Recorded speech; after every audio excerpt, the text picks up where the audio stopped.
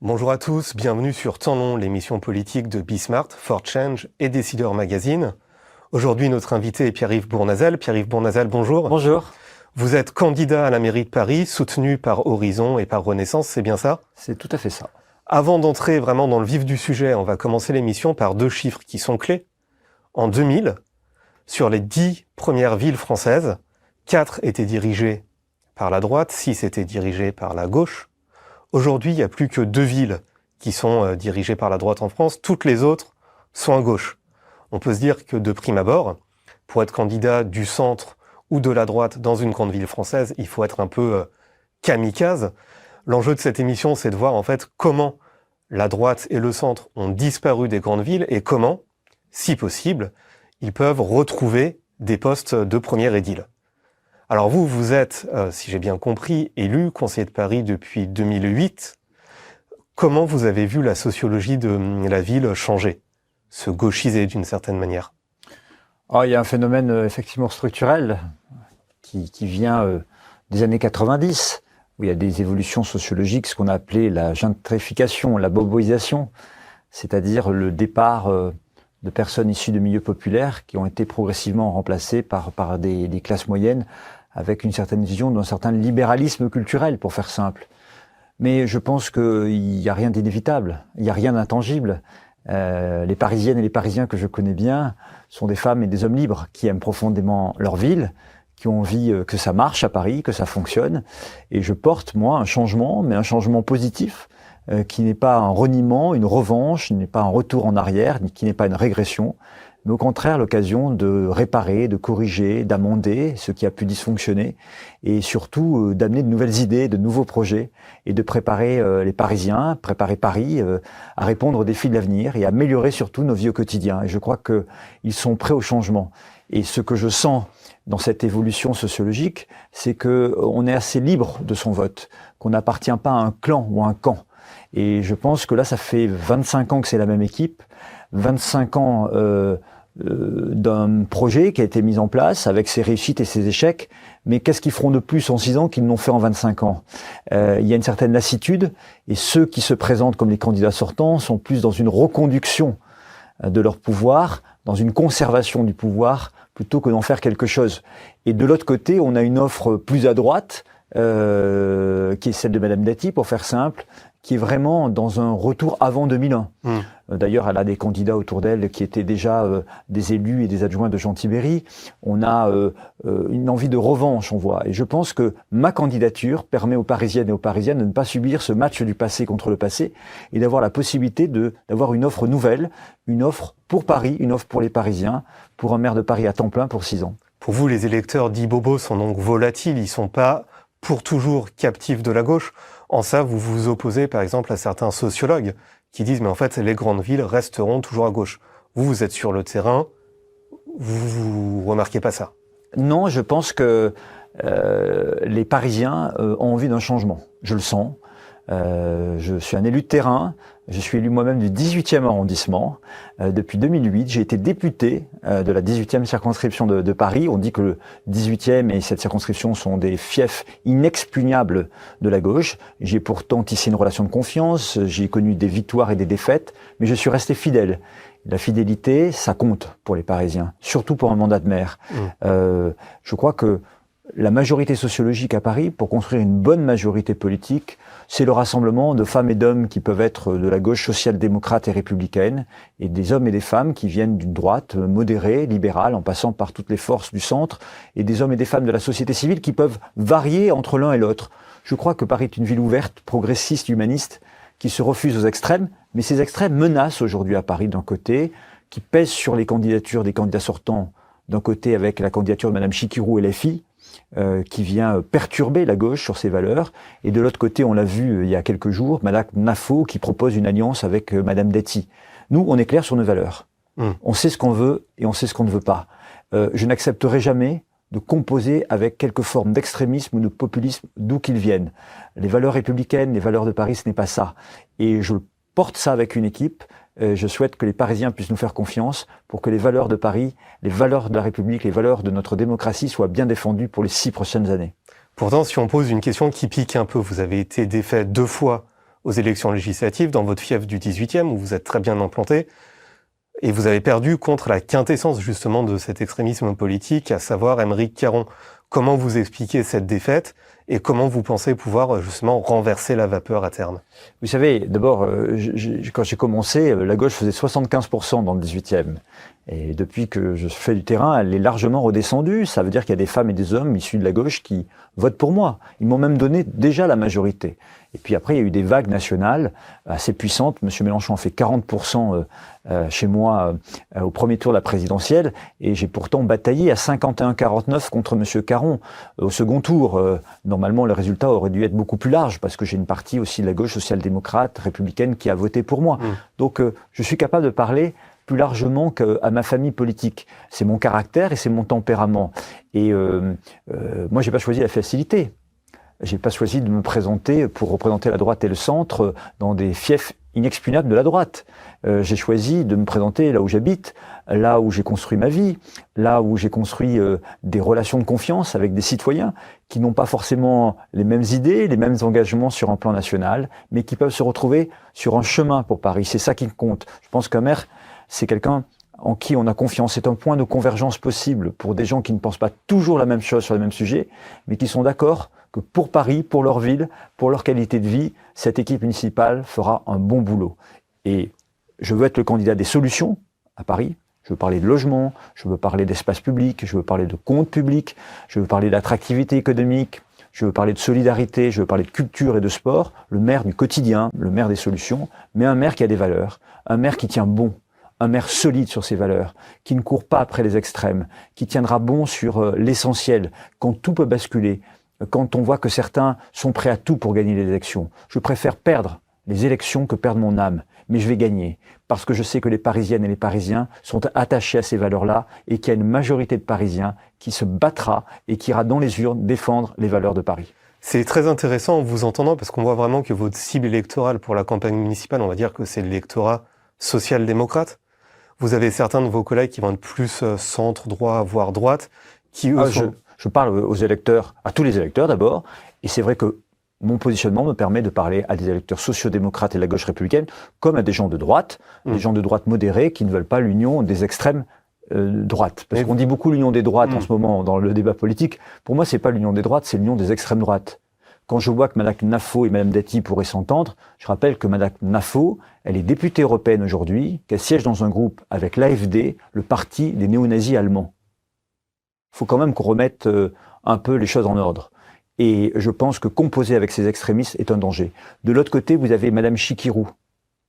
Mme Chikirou qui est la candidate LFI. Vous avez vu le débat à l'Assemblée nationale, le débat public voulu par LFI. Vous avez vu la manière dont ils ont décomplexé la parole sur un certain nombre de sujets. C'est extrêmement grave. Ces femmes et ces hommes politiques qui surfent sur les difficultés, qui jouent sur les peurs, qui divisent les Français sont un danger pour Paris. Et je pense que le prochain maire de Paris doit être un rempart contre tous ces extrémismes. Et je souhaite parler à tous les Parisiens qui ne souhaitent pas que leur ville soit l'otage d'alliances dangereuses. Comment vous expliquez justement le succès de LFI, qui est un parti extrémiste, dans une ville qui est quand même censée être progressiste, ouverte? Qu'est-ce qui s'est passé? Je pense que d'abord, M. Mélenchon est habile. Il a su prendre le leadership en 2022 lors de l'élection présidentielle de la gauche, puis des campagnes législatives de 2022 et de 2024. Je pense que depuis, beaucoup en sont revenus. C'est ce que je sens sur le terrain. Beaucoup de gens ont voulu envoyer un signal pour l'union de la gauche avec ce la changement, NUPES. vous l'avez senti quand? Je l'ai senti notamment, d'abord, une première secousse, je pense, après le 7 octobre, quand certains LFistes ont considéré que c'était pas des actes terroristes.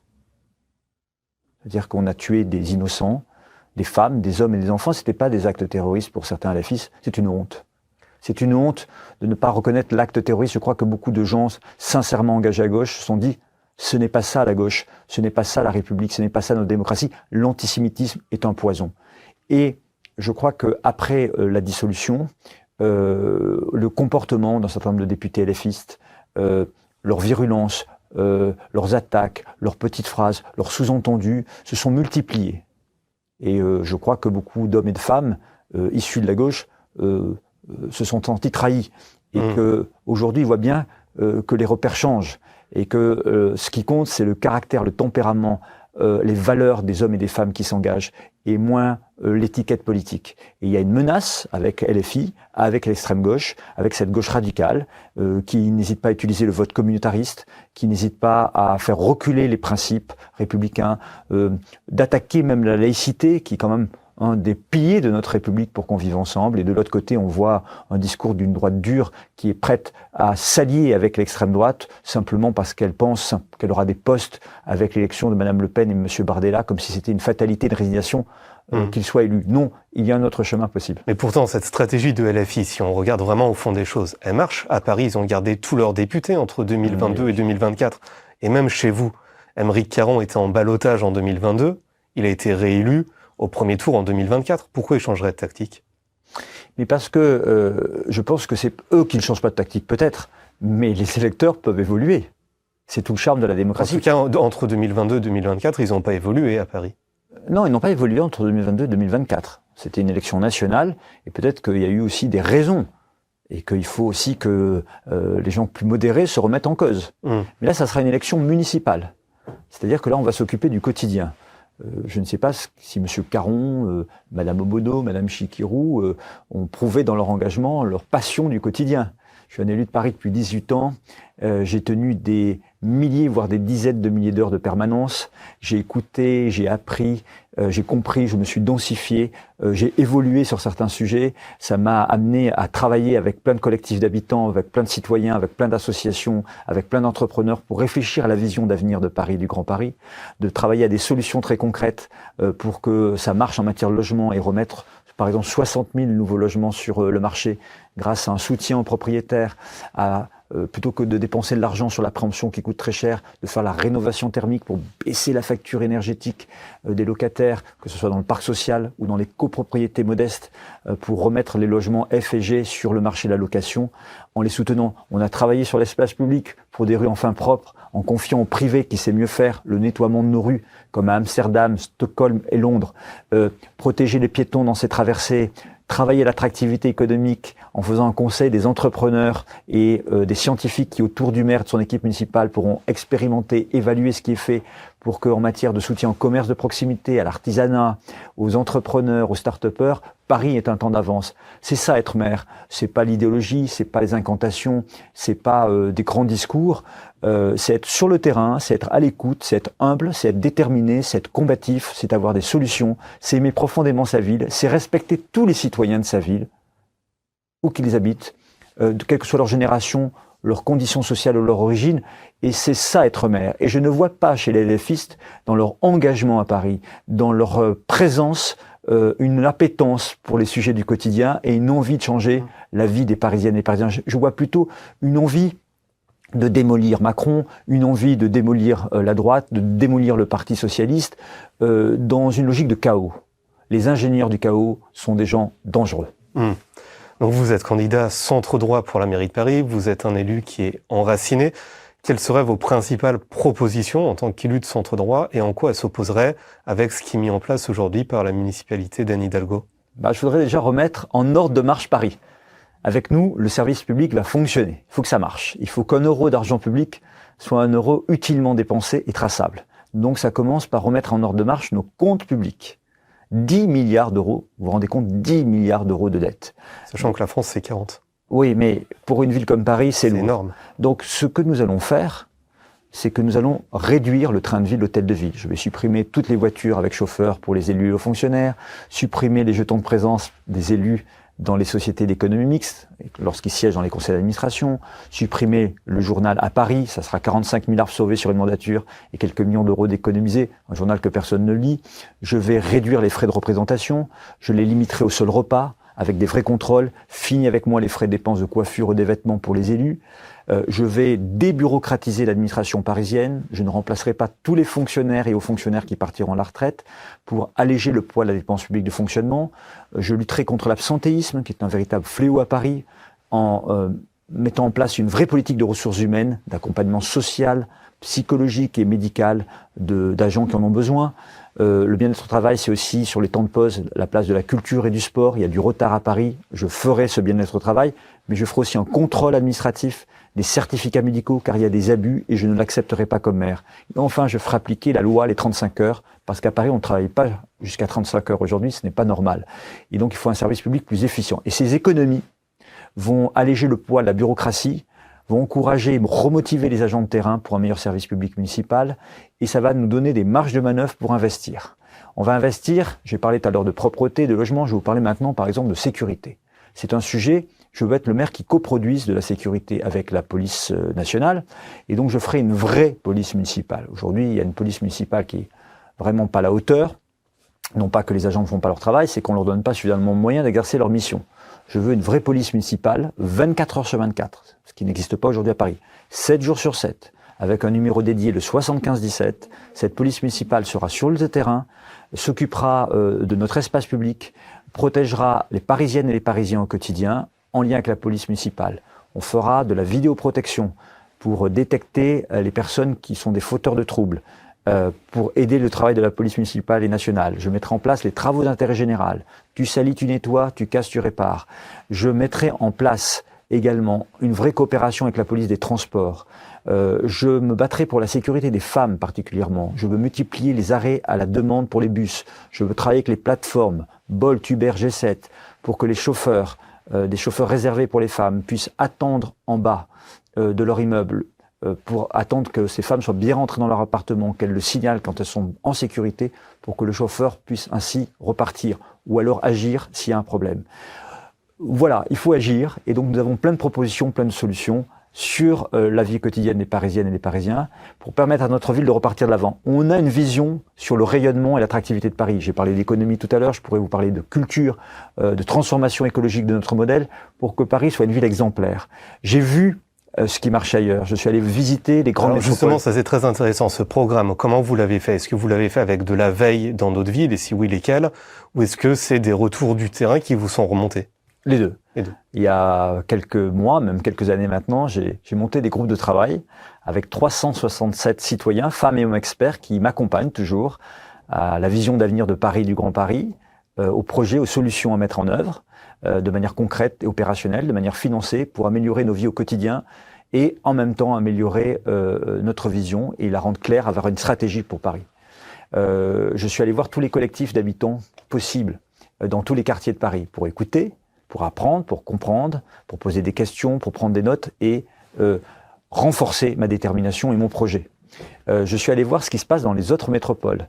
J'ai non pas copié, parce que les tissus urbains sont trop différents, voire les cultures, mais s'inspirer de bonnes pratiques, s'inspirer de politiques publiques qui marchent. Je suis allé à Londres, bien sûr, je suis allé à Milan, je suis allé à Stockholm, je suis allé à Copenhague, je suis allé à Barcelone, à Madrid, je suis allé voir.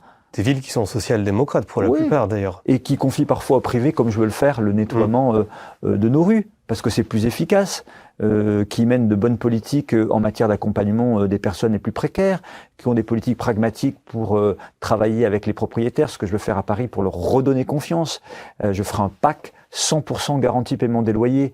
Je permettrai aux propriétaires d'être rassurés et sécurisés pour remettre leurs biens sur le marché, parce que s'il y a des impayés ou des dégradations, la ville pourra intervenir grâce aux économies qu'on aura réalisées sur la technostructure et sur les préemptions que je vais arrêter, sauf pour l'insalubrité. Voilà, une ville mieux gérée, une ville où on dépense moins sur le fonctionnement, mieux sur l'investissement, où on n'a qu'un seul objectif, l'amélioration de la qualité de vie au quotidien, avec une vraie vision stratégique pour permettre à notre ville d'être attractive et dynamique. Je remettrai comme priorité aussi l'accès du logement pour les personnes qui travaillent à Paris. Je pense à nos travailleurs essentiels dans le service public, les aides-soignants, les infirmières, les policiers, les enseignants. Je pense aux femmes et aux hommes qui travaillent dans nos commerces, dans nos entreprises, qui ne gagnent pas assez pour aller dans le privé et qui vivent à 1h30 de Paris, qui font 3 heures de transport par jour. Je leur donnerai la priorité d'accès au logement de la ville pour que notre ville soit une ville attractive et qu'on puisse avoir dans notre ville des hommes et des femmes qui s'épanouissent et qui travaillent et qui nous permettent de tenir debout. Alors j'aimerais aborder la question du logement social. Avant, j'aimerais rebondir sur ce que vous disiez sur Sarah Knafo. Effectivement, elle est d'extrême droite. Effectivement, son parti siège avec l'AfD au Parlement européen. Mais est-ce que vous pensez vraiment que cette ligne politique-là, elle peut percer dans une ville comme Paris? Est-ce que vous ressentez ça sur le terrain? Écoutez, en tout cas, M. Zemmour a fait des scores à la présidentielle qui comptaient dans certains arrondissements de l'ouest de Paris. Mme Knafo est parisienne, si je comprends bien. Elle s'intéresse à la capitale. C'est elle-même qui a dit dans un journal qu'elle souhaitait cette alliance avec Mme Dati. Il n'y a pas eu d'ailleurs de déni ou de refus de Mme Dati. On aurait aimé qu'elle dise non, je ne pactiserai jamais avec l'extrême droite. Et donc, le cumul dans les sondages aujourd'hui des scores de l'extrême droite, c'est 15% à Paris. Donc ça pèse. 15%? Oui. Ah, avec le RN? Avec le RN, oui, tout à fait. Et je pense qu'il faut être absolument imperméable. Ce qui est d'ailleurs assez paradoxal. Il faut être clair dans ses propos, clair sur ses valeurs, clair sur ses fondamentaux. Ce qui est paradoxal d'ailleurs avec l'extrême droite à Paris, c'est qu'en France, globalement, elle fait ses meilleurs scores dans les catégories populaires, dans ce qu'on appelle la France périphérique. À Paris, on a l'impression, et c'est même pas une impression, c'est des faits, que les meilleurs scores sont dans les arrondissements les plus CSP+. Oui, c'est vrai. C'est vrai. Comment ça s'explique?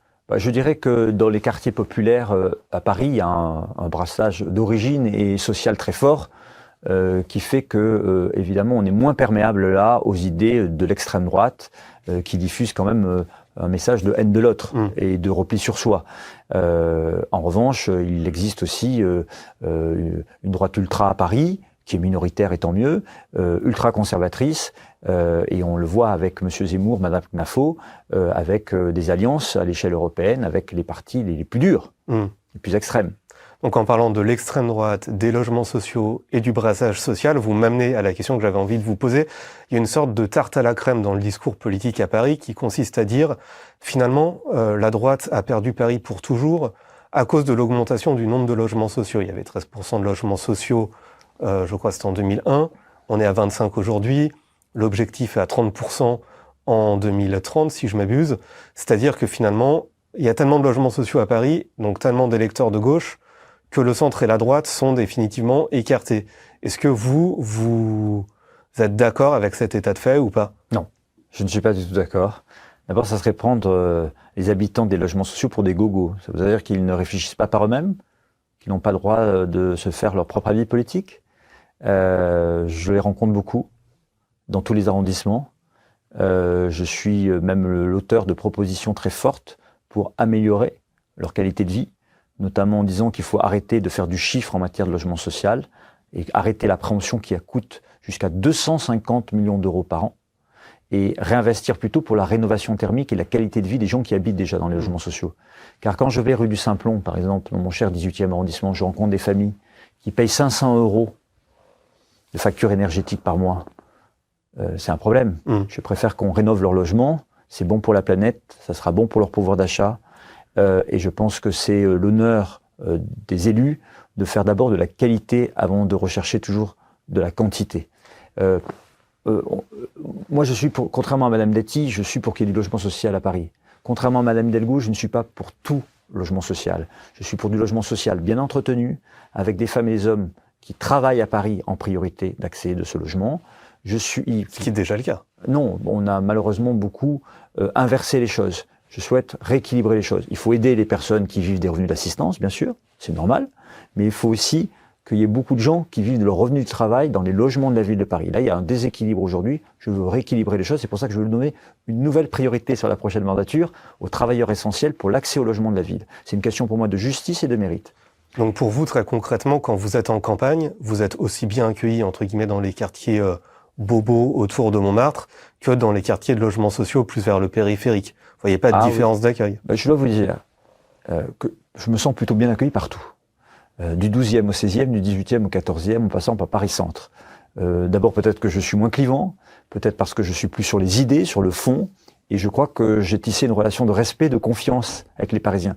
Même j'ai parfois des gens qui me disent « je suis pas d'accord avec vous sur le plan national, mais je vous respecte, je m'interroge pour Paris, je peux voter pour vous parce que je vois qu'il y a une démarche qui est sincère, qui est cohérente, ça fait des années que vous le voulez, vous avez un projet, vous êtes prêt à être maire. » Et c'est un peu ce que je veux démontrer dans cette campagne, c'est qu'il y a une solution pour Paris, pour 6 ans à temps plein, d'une équipe solide, qui est solide sur ses valeurs, honnête dans son engagement, qui saura bien gérer l'argent public pour améliorer les vies du quotidien.